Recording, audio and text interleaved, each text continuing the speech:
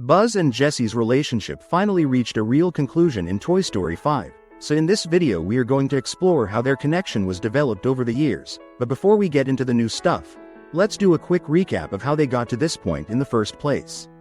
Perfect. You're acting. I love your acting.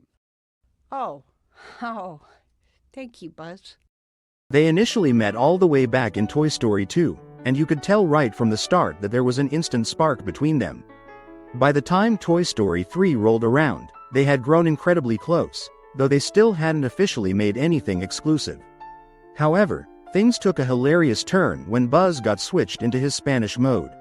Suddenly, he lost all his usual awkwardness and started openly flirting with her. Later in that same movie, he heroically saved her from a falling television set, and Jessie absolutely panicked, thinking he didn't survive the crash. Buzz, you okay? Buzz! Buzz! Once he snapped back to his normal self, their bond only grew stronger. We all remember that intense scene in the incinerator where they held hands, completely accepting what they thought was going to be their final moments together. Up until that point, Pixar had built a very subtle but genuinely compelling relationship between them, even if the movies never treated it as a major serious plot point. Instead, it was kept as a sweet background detail to show how much they cared for each other. Then came Toy Story 4, which completely ignored their relationship to focus almost exclusively on Woody and Bo Peep's reunion. Fortunately, Toy Story 5 steps up and doesn't keep their feelings in the background anymore. While Bonnie is playing with her toys, she decides to stage a wedding for Forky and Knifey. Watching this playtime marriage unfold triggers something in both Buzz and Jessie, making them realize they want that exact kind of commitment for themselves. Buzz in particular is the one who becomes deeply focused on making their relationship official. Throughout the film, he tries to propose to her, he keeps rehearsing what he wants to say and waiting for the perfect moment, but something always goes wrong or interrupts him before he can finish. He spends most of the film trying to build up the courage to propose to Jessie, but the timing is just never right. Things get even more intense when Jessie goes out and leaves Buzz in charge of the other toys. He takes this responsibility incredibly seriously, so seriously in fact that he even gets into a petty argument with Woody about who is actually running things. Because Jessie trusted him with this role, Buzz's confidence grows to the point where he even asks Woody to be his best man for the wedding.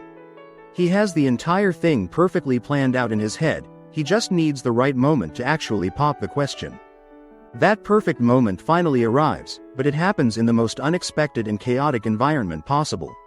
Once Lily Pad manages to access the system of the high-tech Buzz Lightyears, they all start flying and each one picks a toy to help them complete their mission to help Bonnie.